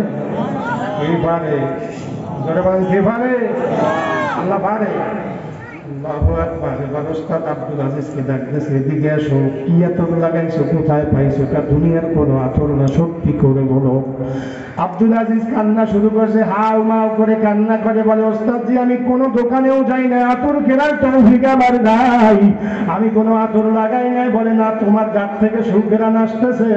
বলে ওস্তাদ জি শোনেন, আমি লজিং বাড়ি থেকে লজিং খাইয়া মাদ্রাসার দিকে আসতেছিলাম, এক রমণী সুন্দরী নারী আমাকে নিয়ে রুমের মধ্যে তালা লাগায় দিয়েছে, আমার সাথে অবৈধ মেলামেশা করবে, জেনা করবে। আমি বুঝতে পেরে আমার শরীরের মধ্যে কম্পন শুরু হয়ে গেল, আমি কেমনে বাঁচবো, আমি বুদ্ধি খুঁজে পাই না। হঠাৎ করে আমার মালিক আমার জেহেনের মধ্যে বুদ্ধি ঢুকায় দিয়েছে। কে ঢুকায় দিয়েছে? বলে আমার মালিক, আমার রব, আমার আল্লাহ বুদ্ধি ঢুকায় দিয়েছে। এই বুদ্ধি পায়খানা আমি ওই বাথরুম থেকে বের করে হাত দিয়ে পায়খানা আমি সমস্ত শরীরে আমি মাখছি। এরপর মহিলা রুমের মধ্যে ঢুকছে, ঢুকে আমার শরীর থেকে গন্ধ পাই, আমাকে বের করে দিয়েছে। ওস্তাদ আমার শরীর থেকে তো পায়খানার গন্ধ আসবে, আতর আমি লাগাই নাই।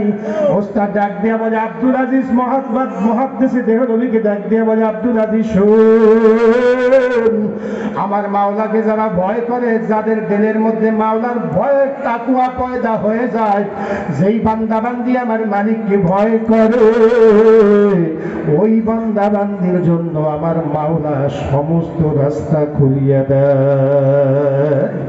মাওলাকে ভয় করতে যাইয়া শরীরে পায়খানা মারছো, গুনাকে এত ভয় করছো যে কারণে আমার মাওলা খুশি হইয়া শরীর থেকে পায়খানার গন্ধ দূর করে, দুনিয়ার কোনো আতরের গন্ধ না। শোন আব্দুল আজিজ, দুনিয়ার কোনো আতরের গন্ধ না, আমার মাওলা তোর শরীর থেকে জান্নাতি সুঘ্রাণ বের করছে। সুবহানাল্লাহ, নারায়ে তাকবীর। এবারে আল্লাহ পারে। এই জন্য সংক্ষেপ করে বলছি রে বাবা, ওই মালিক ছিল, মালিককে ভয় করো। দুনিয়ার দল, নেতা নেত্রী সব বাদ দাও, আল্লাহর জন্য পাগল হও। দুনিয়ার ক্ষমতা কয়দিন দেখতে না দেখলেই দুনিয়ার জিন্দিগি ক্ষমতা শেষ, ঠিক না ঠিক? আমাদের দেশের ওই যে মহিলা স্বৈরাচার 16 বছর রাজত্ব করার পরে জীবনে কোনোদিন কল্পনাও করে নাই দুপুরের ভাত না খাইয়া পালানো লাগবে, ঠিক না বেঠি? দুপুরের ভাত না খাইয়ে পলাইছে, কথা কয় না? আবার কেমনি পলাইছে? বিএনপি, জামাত, চরমনাই, খেলাফত, মজলিস, আন্দোলন, অমুক তমুক মিললেও পারে না। ক্লাস 5-এ ভোরের ছাত্ররা রাস্তায় নামছে, ক্লাস 10-এ অনার্স মাস্টার ইন্টারমিডিয়েট, ঠিক না বেঠিক? ছাত্রদের ভয়তে পালাইছে। খেলাকা জোরে বলে আল্লাহ ভারে। তার মানে সমস্ত ক্ষমতার মালিক। এ বাবা তফসিরের ঘটনা শোনাইতেছি। তফসিরে কাশাফে জালালুল্লাহ জামাত শাহী নিজে বয়ান করছেন। তফসিরে মাজারিতে সানাউল্লাহ পানিপতি রহমাতুল্লাহি আলাইহি বয়ান করে শোনাইছেন। ফেরাউনের প্রধান উজির ছিল হামান। হামান দিয়ে একদিন রাজ দরবারে বলে, বাদশাহ নামদা শুনেন, ওসিরি আপনার রাজ্যে এমন একটা শিশু জন্ম নিবে যার হাতে আপনার ক্ষমতাও যাইবে, বাদশাহী গিরিও যাইবে, খোদাই গিরিও যাইবে। জোরে কোন সুবহানাল্লাহ। ফেরাউন রাগ করে বলে, হামান কি বলে? বলে হ্যাঁ ঠিকই বলছি, পূর্বে যা সব কিতাব বিশ্লেষণ করে আমি এটাই পাইছি, ওসিরি বনি ইসরাইলের মধ্যে একটা শিশু জন্ম নিবে যার হাতে আপনার ক্ষমতাও যাইবে, বাদশাহী গিরিও যাইবে, খোদাই গিরিও যাইবে। জোরে সুবহানাল্লাহ আওয়াজ দেন।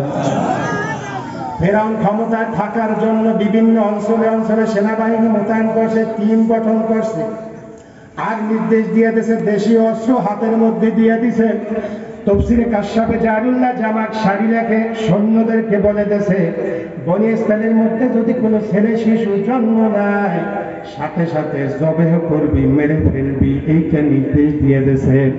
তফসিরে কাশফে জারুল্লাহ জামাক সারি লেখেন এই ফেরাউনের বাহিনীরা, ফেরাউনের টিমেরা 1,86,000 শিশু হত্যা করার পরেও আমার মাওলা এই জমিনে মুসা নবীরে পাঠাইতে সক্ষম ছিলেন কিনা? কে পারে? আল্লাহ পারে।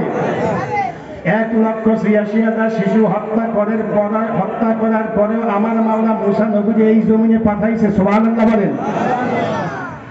তফসিরে লেখে আদম থেকে শুরু করে কিয়ামত পর্যন্ত যত শিশু জমিনে জন্ম নিবে প্রত্যেক শিশু কাঁদতে কাঁদতে এই জমিনে জন্ম নিবে। একমাত্র মুসা নবীকে আমার মাওলা এই জমিনে পাঠাইছে হাসতে হাসতে। জোরে কান সুবহানাল্লাহ। আমার মাওলা কত বড় কৌশলানা, মাওলা কত বড় বিজ্ঞানী আমার মাওলা। বাচ্চারা শব্দ হাস কান্দে শব্দ বেশি হয়।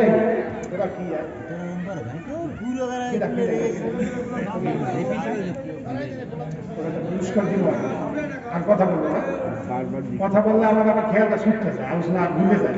তোমরা যে কথা আজকে এই অনুষ্ঠানে প্রধান অতিথির মতো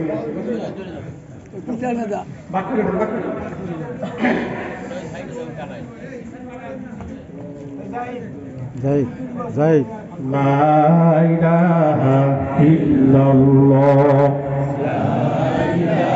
লা ইলাহা ইল্লাল্লাহ মুহাম্মাদুর রাসূলুল্লাহ সাল্লাল্লাহু আলাইহি ওয়াসাল্লাম। বাচ্চারা কান্নে শব্দ বেশি হয়, হাসলে শব্দ কম হয়, ঠিক না ঠিক? এজন্য আমার মাওলা এই জমিনে মুসা নবীরে পাঠাইছে হাসতে হাসতে। আল্লাহু আকবার বলেন। কারণ কান্নে শব্দ বেশি হয়, 2-3 বারে ডেকে শোনা যায়, ফেরাউনের টিমেরা যদি শোনে মাইরা ভালাইবে। এজন্য আমার মাওলা মুসা নবীরে এই জমিনে পাঠাইছে হাসতে হাসতে। মুসার মা মুসারে জন্ম দিয়েছে, নাম দিয়েছে মুসা। সুবহানাল্লাহ। তফসিরে কাশফে জারুল্লাহ জামাক সারি রহমাতুল্লাহি আলাইহি লেখে মুসা নবীর বয়স যখন 3 দিন, কয় দিন? 3 দিন। মুসা নবীর বয়স যখন 3 দিন, মানুষ জানাজানি করবে মুসার মা টেনশনে পড়িয়া গেছে। আমার মাওলা কত বড় দয়ার মাওলা, কত বড় মায়ার মাওলা। শোনো যুবক ভাই, মুসার একটা বোন ছিল, নাম মরিয়ম, বয়স 8 বছর। মুসার মা সকালবেলা রুটি বানাইবে, চুলায় আগুন ধরায় দিয়েছে, ধাউ ধাউ করে আগুন জ্বলতেছে।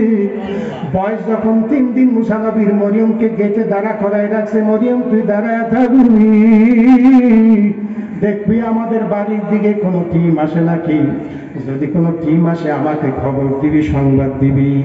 বয়স যখন 3 দিন, মুসার মা রুটি বানাইতেছে, ধাউ ধাউ করে আগুন জ্বলতেছে, চুলার মধ্যে আগুন জ্বলতেছে। মরিয়ম দৌড়ে আসে, একটা টিম ওদের বাড়ির দিকে টার্গেট করে আসতেছে।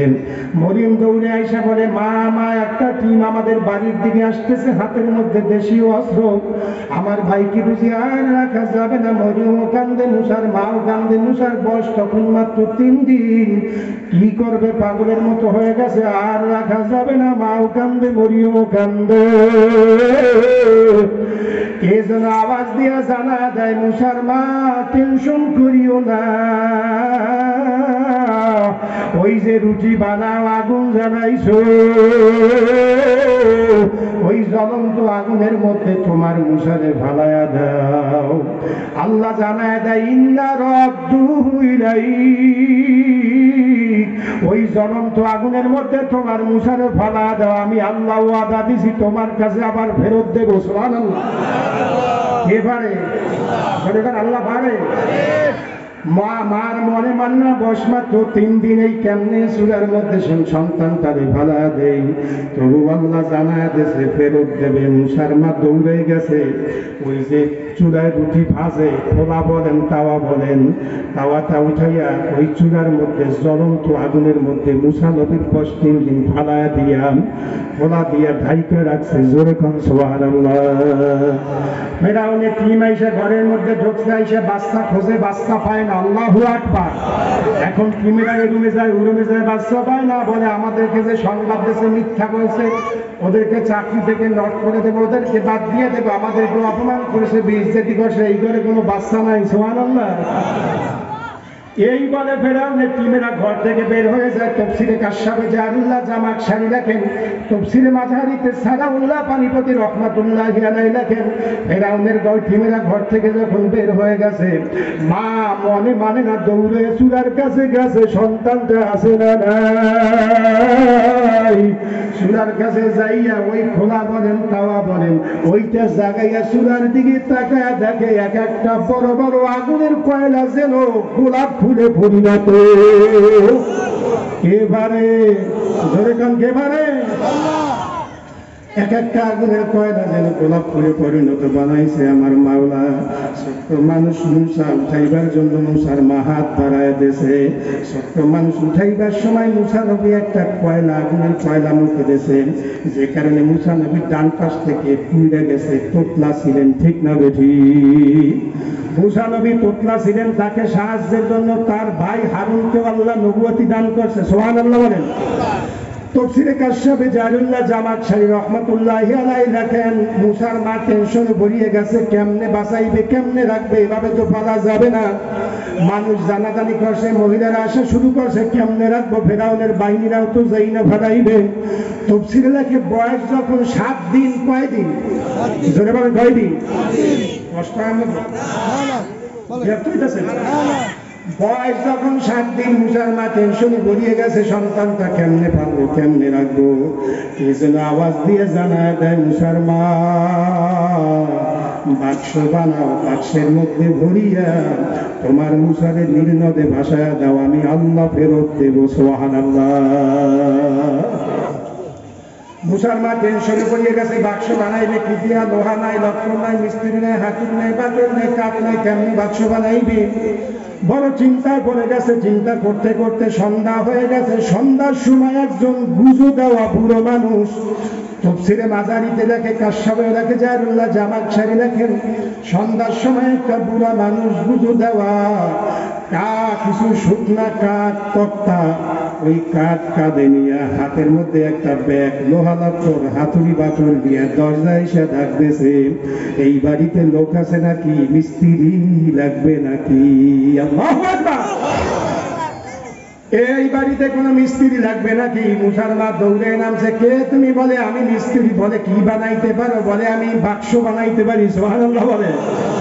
মুসার মা ডাক দিয়া বলে, বাবা আমার তো বাক্স বানানো দরকার। আল্লাহু আকবার। এবার ওই বুঝে দেওয়া বুড়ো মানুষটা লোহা লাগতো, কাঠ, হাতুড়ি বাতুড়ে নিয়ে এসে একটা বাক্স বানায় দিয়েছে। বাক্স বানায় দিয়া যায় আর মুসার মায়ের ডাক দিয়ে জানায় দেয়, মুসার মা এই বাক্সের মধ্যে তোমার মুসারে ভরিয়া নীল নদে ভালায়া দাও, আল্লাহ জানায় দেশে তোমার মুসারে আবার তোমার কাছে ফেরত দেবে। সুবহানাল্লাহ। বাক্স বানায় দিয়ে মিস্ত্রি যায়। মুসার মা ডাক দিয়া বলে, ও মিস্ত্রি বাবা,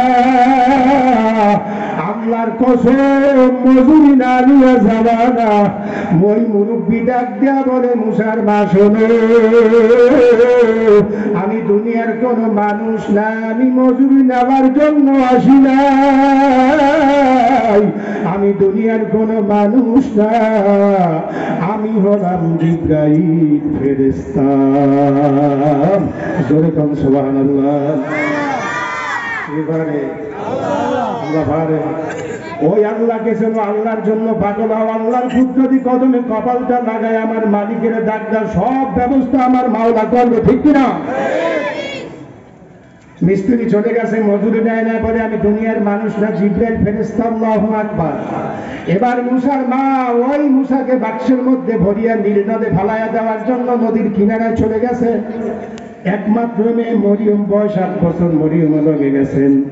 মরিয়মকে দায়িত্ব দিয়ে দিয়েছে, মরিয়ম তুই দেখবি এই বাক্সটা নদীর মধ্যে ফেলা দিলাম, এই বাক্সটা কোথায় গিয়া বেড়ে আমার কাছে এসে সংবাদ দিবি। সুবহানাল্লাহ। পানির স্রোতে বাক্স ভাসে, আমার মাওলা ভাসাইতে ভাসাইতে ভাসাইতে ভাসাইতে নিতেছে, ভাসাইতে ভাসাইতে নিয়া ফেরাউনের ঘাট বরাবর সোজা বাক্সরা ভিড়াই দিয়েছে। সুবহানাল্লাহ। মরিয়ম চিন্তায় পড়িয়ে গেছে, আরে আমার ভাইকের আমার মাওলা এইভাবে বাক্সরা ফেরাউনের রাজদরবারে ঘাটের বরাবর ভিড়াইয়া দিল, আর বুঝি আমার ভাইকে আর কোনদিন পাওয়া যাবে না। কান্দে, কান্না করে মুসার মা ওই বাক্সটা নীল নদে ভাসা দিয়া দৌড়ে বাড়ি খুঁড়ে ঘর, ভাঙ্গাচোরা ঘর, ঘরের মধ্যে যায় নামাজ বিছাইয়া আমার মালিককে সিজদা দেয় আর কান্না করে বলে, মালিক 7 দিনের আমার এই ছোট্ট শিশু মুসার বাক্সের মধ্যে ভরিয়ে নীল নদে ভালাইয়া দিলাম, তুমি ছাড়া আমার কেউ নাই, তোমার দরবারে ভরিয়ে মালিক আমার বাচ্চাটাকে আমার কাছে ফেরত দিয়ে দিও। সুবহানাল্লাহ। উজির নাজিরা দেখে বাদশার ঘাটে একটা বাক্স ভিড়াই দিয়েছে। আল্লাহু আকবার। বাক্সটা উঠাই নিয়ে রাজদরবারে খুলছে, দেখে একটা মানুষের বাচ্চা। সুবহানাল্লাহ। এক একজনে এক এক মন্তব্য করে। ফেরাউনের প্রধান উজির হামান আইসা বলে, বাদশা নামদার এইটাই তো সেইটা। আল্লাহু আকবার। বলে, পূর্বেকার সব কিতাব বিশ্লেষণ করে আমি এইটাই পাইছি, এইটাই তো সেইটা, এইটার হাতে আপনার ক্ষমতা যাইবে, খোদাইগিরি যাইবে, বাদশাহগিরি যাইবে। জোরে কাম সুবহানাল্লাহ। আসিয়া দৌড়ে এসে ফেরাউনের সামনে হাজির হয়েছে, ডাক দিয়া বলে, ও ফেরাউনের স্বামী, যেই যা বলুক না কেন, যেই যা মন্তব্য করুক না কেন, আমার কোনো সন্তান নাই। ওই বাচ্চা মুসারে কোলের মধ্যে উঠে আসিয়া কোলে নিয়ে বলে, বাদশা নামদার, যেই যা বলুক না কেন, আমার কোনো সন্তান নাই, বাচ্চাটা আমি পালবো। যেরকম সুবহানাল্লাহ। ফেরাউন ডাক দিয়া বলে, আসিয়া তুমি বাচ্চা পালবা, দুধ পান করাইবা কেমনে? আসিয়া ডাক দিয়া বলে, বাদশা নামদার, কেন বনি ইসরাইলের অনেক মহিলা আছে যাদের কোনো সন্তান নাই, এদেরকে আপনি খবর দিলে আইসা দুধ পান করাইয়া দেবেন। ওই যে 1,86,000 শিশু হত্যা করছে, এদের মায়ের তো বাচ্চা নাই, এদের দুধ পান করাইবে। এইটা আসিয়ার মাথার মধ্যে ঢুকাইতেছে কে? জোরে কোন? বলে, বাদশা নামদার বনি ইসরাইলের মহিলাদেরকে খবর দিলে তারা আইসা দুধ পান করাইবে। এরাম ডাক দিয়ে বলে, থ্যাংক ইউ, তোমাকে ধন্যবাদ এত সুন্দর একটা প্রস্তাব দেওয়ার জন্য। জোরে কাম সুবহানাল্লাহ। বলে, সুন্দর প্রস্তাব দিয়েছে। এবার ফেরাউন বনি ইসরাইলের মহিলাদেরকে খবর দিয়েছে, ওই বাচ্চাকে দুধ পান করাইবার জন্য তাফসীরে কাশফে জাহিরুল্লাহ জামাত শামিলাকে বাচ্চাকে দুধ পান করাইবার জন্য সেদিন মহিলা হয়েছে 1 লাখ। সুবহানাল্লাহ। কতদিন কষ্ট হচ্ছে। জোরে কাম সুবহানাল্লাহ। নারায়ে তাকবীর। এই পুরা মানে নাকি কয় না কাজ মনে কইছি, তোরা জোরে কও না, জোরে একটু জোরে। আর বলবে কি আছে মাজা কোমরে কিছু আছে, দল তো দল কথা কাজ ঠিক। এই জায়গায় তো সব ভালো দলুন্দিন আছে ভাই বই ওই কাউন্সির মধ্যে, ঠিক আছে। আমি যারা এর মধ্যে মনে হয় নাই, আল্লাহ কবুল করুক, আমিন বলে। তাহলে জুয়ানি চেহারা থাকবে আফেদের মধ্যে, চেহারার দিকে তাকাইলে মনে হয় কলেরা হাসপাতালে ফেরত দিচ্ছে। কথা কয় না, চলতে চলতে খাইতে খাইতে মনে হয় 2 মণ চাউল তো কলেরা বুদ্ধির মতো না। আল্লাহ হেফাজত করুক, আমিন বলে। আমরা বিরক্ত হইতেছে, কষ্ট হইতেছে। আসিয়া ডাক দিয়া বলে, বনি ইসরাইলের মহিলাদেরকে খবর দেন। ফেরাউন খবর দিয়েছে, 1 লক্ষ মহিলা এসে উপস্থিত। আইসা বলে, বাদশা নামদার আমাদেরকে খবর দিয়েছেন। বলে, হ্যাঁ, কেন খবর দিয়েছেন? বলে, রাজদরবারে একটা বাচ্চা আছে, দুধ পান করানো লাগবে। মহিলারা বলে, এত খবর দেওয়া লাগে, 2 জনকে আসতে বললেই তো হইতো। বাদশা ফেরাউন ডাক দিয়া বলে, কার দুধ পান করবে আমি তো তা জানি না। নারায়ে তাকবীর। দুধ পান করাইবার জন্য লাইন দিয়েছে 1 লক্ষ মহিলা। মুসা নবীরে কোলে নেয়, দুধের কাছে নেয়, মুখে নেয় না, দুধ পান করে না। তাফসীরে কাশফে জাহিরুল্লাহ জামাত শামিলাকে সেদিনকার 1 লক্ষ মহিলা বেইজ্জতি ফাইনাল। আল্লাহু আকবার।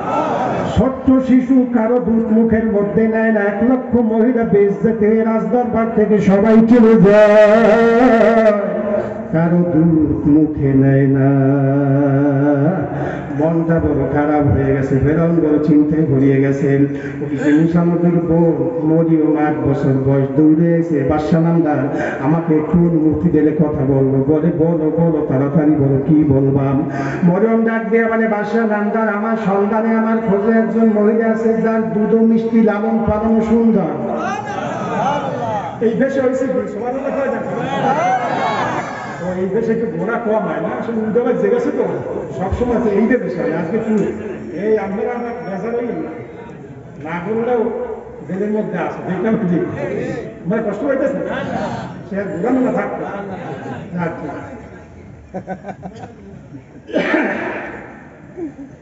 কোন জায়গায় ছিলাম আছে মনে আছে, ওয়াজ কিন্তু ভালো করে খেয়াল করতে হবে, ভুলে যাবার সমস্যা। একজনের নাম হলো মজিবুল্লাহ, নাম কি?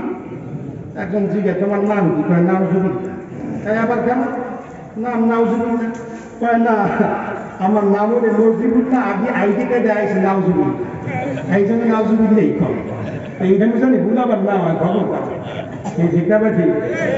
মরিয়ম আয়েশা বলে বাদশা নামদার শোনেন আমার সন্তানে একজন মহিলা আছে যার দুধ মিষ্টি লালন পালন সুন্দর। ফেরাউন ডাক দিয়া বলে ছোট্ট মাইয়া তাড়াতাড়ি যা, দৌড়া দৌড়া মহিলাকে খবর দিয়া আলো। এবার মরিয়ম বলে ইসরায়েলের মহিলাদের মধ্য দিয়ে দৌড়ায়, দৌড়াইতে দৌড়াইতে পুরে ঘরের কাছে গিয়ে ডাক দিয়েছে মা আর সেজদা উঠাও, আর কান্দা লাগবে না। আমার মাওলা সংবাদ জানা দিয়েছে, ভালো সংবাদ আছে, তাড়াতাড়ি আসো, সেজদা উঠাও, আর কান্না লাগবে না। বলে কেন কি হয়েছে বলো? বাদশা খবর দিয়েছে রাজদরবারে ছোট্ট শিশু মুসাকে দুধ পান করানো লাগবে। জোরে কেন সুবহানাল্লাহ। পাগলের মতো মাও দৌড়ায়, মুসার বোন মরিয়মও দৌড়ায়, দৌড়াইতে দৌড়াইতে গিয়ে বাদশার দরবারে উপস্থিত হয়ে গেছে। ফের মুসার মা ডাক দিয়ে বলে বাদশা নামদার আমাকে খবর দিয়েছেন। বলে হ্যাঁ খবর দিচ্ছি। কেন খবর দিয়েছেন? বলে আমার দরবারে একটা বালক ছেলে আছে, ওই ছেলেটাকে দুধ পান করানো লাগবে। বলে বাচ্চাটা কই? হামান পর্দা নজির আইসা বাচ্চাটারে কোলে দিয়েছে। কোলে দেওয়ার সঙ্গে সঙ্গে ছোট্ট শিশু মুসা নবী দুধ পান করা শুরু করছে। আমার মাওলা বারে বারে ছোট্ট শিশু দুধ পান করা শুরু করছে, এত সুন্দর দুধ খাওয়া শুরু করছে। ফেরাউন বড় খুশি হয়ে গেছে। ফেরাউন হামানের ডাকতেছে, হামান এদিকে তাড়াতাড়ি আয়, তাড়াতাড়ি এদিকে আয়। মহিলার চেহারাও তেমন ভালো না, পোশাক হওয়া সুন্দর, দেখতেও সুন্দর দেখায় না, তাড়াতাড়ি আয়, তাড়াতাড়ি আয়, রেজুলেশন কর, তাড়াতাড়ি দেখ, ভুললেও যাইতে পারি। হামান বাদশা কি লেখো? বলে তাড়াতাড়ি লেখো। মহিলা দেখি ভাগ্যবান, যেই মহিলা আজকের এই যে আমার দরবারে যেই মেয়েটা, এই মহিলাকে খবর দিয়ে আনছেন। 1 নম্বরে লেখো এই মেয়েটা আজকের থেকে আমার এই পার্লামেন্টের একজন সদস্য। এবারে আল্লাহ পারে না? বলে 1 নম্বরে লেখো এই মেয়েটা আজকের আমার রাজদরবারের সদস্য। 2 নম্বরে লেখো যেই মহিলা দুধ পান করায় এই মহিলা আজকের থেকে আমার পার্লামেন্টের একজন সদস্য। সুবহানাল্লাহ।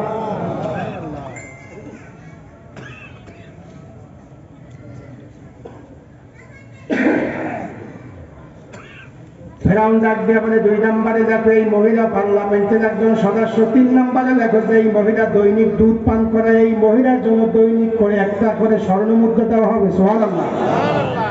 1টা করে দৈনিক স্বর্ণমুদ্রা, যে এই মহিলা দুধ পান করে পারিশ্রমিক হিসেবে।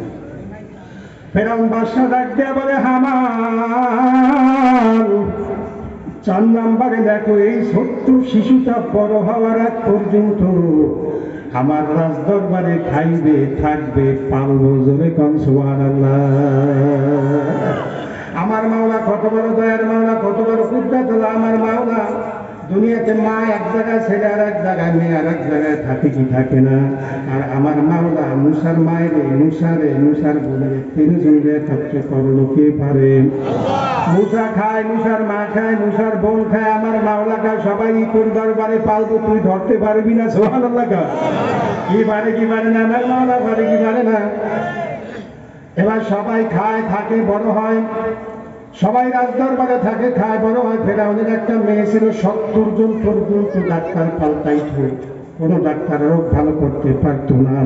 তাফসীর মাযহারিতে সানাউল্লাহ পানিপতি রাহমাতুল্লাহি আলাইহি লেখেন, এই ফেরাউনের মেয়েটা 70 জন পর্যন্ত ডাক্তার পাল্টাইছে, কোন রোগ ডাক্তার ভালো করতে পারে না। হঠাৎ করে একদিন রাজ দরবারে চলে গেছে, এই পাল্লক ছেলে মুসারে ওই ফেরাউনের মেয়েটা কোলে লইছে। কোলে নেওয়ার সঙ্গে সঙ্গে মেয়েটার সমস্ত রোগ ভালো হয়ে গেছে। এবারে তফসির লাগে মেয়েটার সব রোগ ভালো হয়ে গেছে। এবার ডাক্তাররা জিজ্ঞায়, যেই ডাক্তার দেখাইতো বোন আজকে কোন ডাক্তার দেখাইছো, সব রোগ ভালো হয়ে গেছে। ফেরাউনের বাল্যক মেয়ে ডাক দিয়ে বলে, হে ডাক্তাররা, তোমাদের চিকিৎসা ভুয়া, তোমাদের ঔষধ মিথ্যা, তোমাদের প্রেসক্রিপশন ভুয়া, সব মিথ্যা। বলে আজকের কোন ডাক্তার দেখাইছো? বলে বাদশার দরবারে একটা বাল্যক ছেলে আছে, ওই ছেলেটারে কোলে নয় রোগ ভালো হয়, কোলে নয় দোয়া কবুল হয়, কোলে নয় নিয়াত কবুল হয়। সুবহানাল্লাহ বলেন। এবার ডাক্তাররা মাইকিং শুরু করছে, আলান শুরু করছে, বনেছে লোকদের মধ্যে, বনেছে লোকেরা আর আমাদের কাছে আসা লাগবে না। বাদশার দরবারে একটা বাল্যক ছেলে আছে, ওই ছেলেটারে যে কোলে নয় রোগ ভালো হয়, কোলে নয় দোয়া কবুল হয়, কোলে নয় নিয়াত কবুল হয়, আর আমাদের কাছে আসা লাগবে না। এই মাইকিং শোনার পরে তফসিররাকে ওই ছোট্ট শিশু মুসাকে কোলে লইবার জন্য দৈনিক লাইন দেয় 1 লক্ষ। জোরে কোন সুবহানাল্লাহ। লাইন দেয় কোলে নয় রোগ ভালো হয়, লাইন দেয় কোলে নয় নিয়াত কবুল হয়, লাইন দেয় কোলে নয় দোয়া কবুল হয়ে যায়। এইটা দেখে ফেরাউনের মাথা গরম হয়ে গেছে। ফেরাউন হামান দেখা, হামান শোন, দরজা জানলা বন্ধ করিয়ে দে, আর দেখা সাক্ষাৎ হবে না। আল্লাহু আকবার। এবার গেট বন্ধ করিয়ে দিয়েছে, গেট ভাঙচুর শুরু হয়েছে, তালা ভাঙচুর শুরু হয়েছে, বাহিরে বাহিরে মিছিল শুরু হয়ে গেছে। এবার হামান বলে, বাদশাহ গেট বন্ধ করতে বলছেন, বাহিরে তো ভাঙচুর শুরু হয়েছে, আন্দোলন শুরু হয়েছে, যেমন শুরু হয়েছিল আমাদের দেশে 5 তারিখে। কথা কয় না? বলে গেট বন্ধ করতে বলছেন কেন? ভাঙচুর শুরু হয়েছে, আন্দোলন শুরু হয়েছে, মিছিল শুরু হয়েছে। ফেরাউন ডাক দিয়ে বলে, শোন, ভাঙচুর আন্দোলন শুরু হয়েছে, আমি তো দেখা সাক্ষাৎ বন্ধের জন্য আমি গেট বন্ধ করতে বলি না। বলে কেন বলছেন? ফেরাউন ডাক দিয়ে বলে, হামান শোন, আমারও মনে চায় এই ছোট্ট শিশু মুসারে একটু করে লইতাম, পাল্লক ছেলেটারে আমি একটু করে লইতাম। আমার মাওলা কয়, আয়, আমি মাওলাও রেডি আছি তোরে জনমের মতো কোলে দেওয়ানো। আল্লাহু আকবার। কয়, আয়, তোরে জনমের মতো কোলে দেওয়ানো। এবার কোলে লইবে, নিয়াত করছে। হামানের কয়, হামান লেখ, ভুললেও যাইতে পারি। 1 নম্বরে লেখ, আমি কোলে নেব, আমার ক্ষমতা থাকবে, খোদাইগিরি যাইবে না। 1 নম্বরে কোলে লইবে, খোদাইগিরি যাইবে না। মানে 2 নম্বরে লেখ, আমার ক্ষমতা যাইবে না, খোদাইগিরি যাইবে না। 3 নম্বরে লেখ, জীবনে আমার কোনোদিন রোগ ব্যাধি হবে না। এইভাবে রেজুলেশন করবে, কোলে লইতে গেছে। ছোট্ট শিশু মুসারের তফসিলে লেখে বয়স 21 দিন, কোনো তফসিলে লেখে 23 দিন, অর্থাৎ 1 মাসের বেশি না কম। ছোট্ট শিশু মুসাকে কোলে লইবার জন্য ফেরাউন গেছে, ডান হাতটা উঁচা করে জোরে একটা থাপ্পড় দিয়ে দিয়েছে। আল্লাহু আকবার। এই ছোট্ট শিশু 21 দিন বয়সে ছোট্ট বাচ্চা থাপড় দেওয়ার সঙ্গে সঙ্গে ফেরাউনের ডান চোখ আর ডান কান জীবনের মনে বন্ধ হইয়া গেছে। এবার ফেরাউন দৌড়াইতে আসিয়ারে যাই কয়, আসিয়া, ওরে আর রাখবো না, রাজদরবার থেকে আরে পাঠাইয়া দেবো।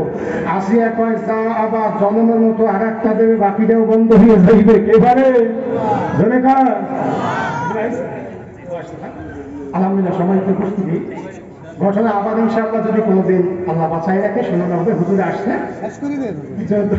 পুরো ঘটনা শেষ করে দোয়া চাই। আসসালামু আলাইকুম ওয়া রাহমাতুল্লাহ।